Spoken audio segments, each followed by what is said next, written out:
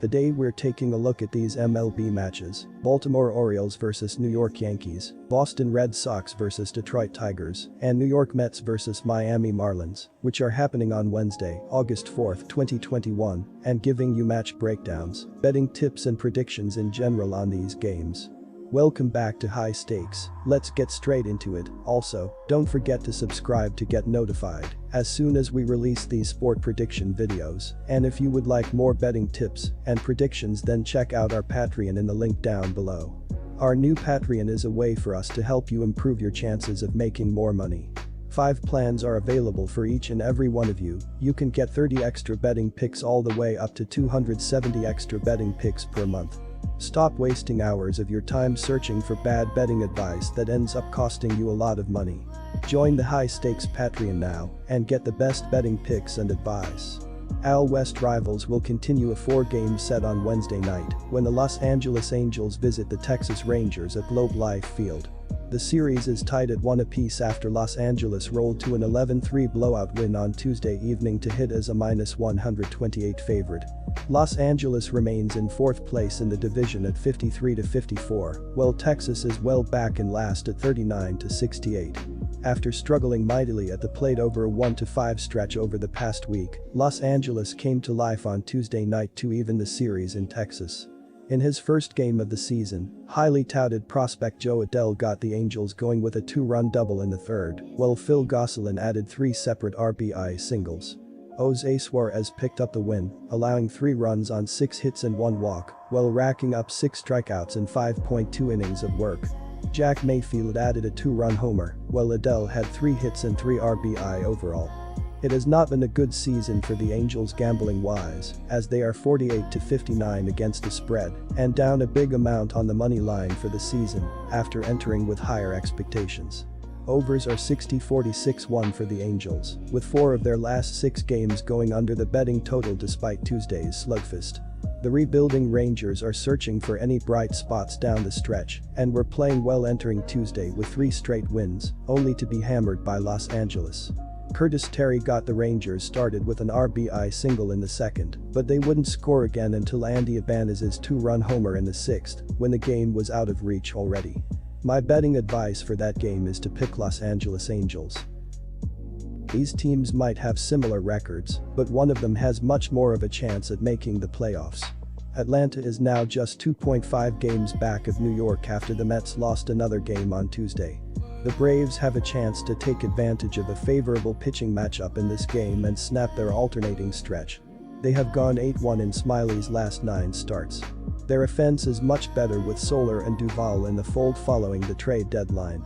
Atlanta has not had a great season thus far, and, after seeing their star outfield Ronald Acuna Jr. go down with a season-ending knee injury just before the All-Star break, it appeared like the season was over. The silver lining in it all was that they played in the NL East, where no one had run away with the division. The New York Mets have been in first for a couple of months now, but as they struggle, the rest of the East is catching up, including the Braves, who went 14-12 in July. While Atlanta has only gone 6-6 over their last 12, they're now only 2.5 games out of first place. St. Louis will be hoping to bounce back after Tuesday's disappointing loss. John Lester was blown up in his team debut, allowing 5 runs in the first inning. The Cardinals cannot afford to lose many games right now, trailing Milwaukee by 10.5 games in the NL Central. They are 7 games back of the Padres for the second wild card spot. St. Louis ranks number 20 offensively with a team batting average of .234. First baseman Paul Goldschmidt leads the team with 107 hits and a .266 average. Third baseman Tommy Edman has 106 hits, while third baseman Nolan Arenado has 103 hits. Arenado has cranked a team-high 20 home runs. Left fielder Daniel Carlson has 99 hits. Left-handed pitcher J.A. Happ will make his first start for St. Louis in this game. He was acquired prior to last week's trade deadline after spending the first part of the season with Minnesota. It has been a disappointing season for the veteran so far, posting a 6.77 ERA through 98.1 innings. Happ might not stick in the rotation after Miles McCollum and Jack Flaherty return from injury, but he has an opportunity to turn things around in a fresh uniform. My betting advice for that game is to pick Atlanta Braves. Despite a poor record overall, the Rockies are 33-20 at home this season and will be facing a Cubs team that is 10-29 as a road underdog this season. The Cubs starter Alec Mills is 0-3 with a 5.93 ERA on the road this season, and Chicago has lost 5 of their last 6 games that he has started overall. Since winning their first 2 games after the All-Star break, the Cubs have only gone 5-11 since. In the first game of this series they lost to the Rockies 13-6, where Ian Happ went yard and Jason Hayward had 2 RBI in the losing effort. With several players traded away, Wilson Contreras now leads the team in HR, 17, and RBI, 38, and he is mired in a 3-for-21 slump.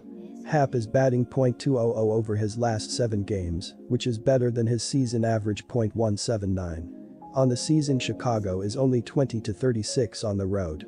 Alec Mills, 4.55 ERA, 1.42 WHIP, takes the hill for the Cubbies in Game 2 of this series, and in his last start gave up 4 runs on 9 hits in 6 innings in a 7-4 loss to the Cincinnati Reds. Chicago has lost his last 3 starts, where in 2 of them, he gave up at least 4 runs. The club has lost Mills' last 4 road starts, and this will be his first start of the season facing the Rockies. Despite having the 8th worst record in MLB this season, the Rockies have been the 6th best home team in baseball this year at 33-20, compared to a 13-40 mark in road games, tied with Texas for the worst in baseball. Colorado's 5.5 runs per game offensively at Coors Field is the 2nd highest home total in MLB, and the pitching staff leads all of baseball with just 3.2 runs per game allowed at home. The Rockies will start Jon Gray on Wednesday. The 29-year-old right-hander is 7-6 with a 3.62 ERA on the season. At Coors Field, Gray is 5-2 with a 3.14 ERA. The Chicago Cubs shook up their roster at the trade deadline, shipping away 3 former cornerstone players: Anthony Rizzo, Yankees, Chris Bryant, Giants, and Javier Baez, Mets. The Cubs went into this series with losses in 5 of their last 6 games. The Cubs are 21st in MLB, averaging 4.2 runs per game, and 28th with a .2217 batting average. Unlike the past several seasons, the Colorado lineup had not been great, only ranking 18th in runs scored. Ryan McMahon leads the club with 17 HR and 55 RBI, and he has 4 hits and 4 RBI over his last 3 games. On the season, the Rockies have been terrible on the road, but solid at home, sporting a 34-20 record at Coors Field.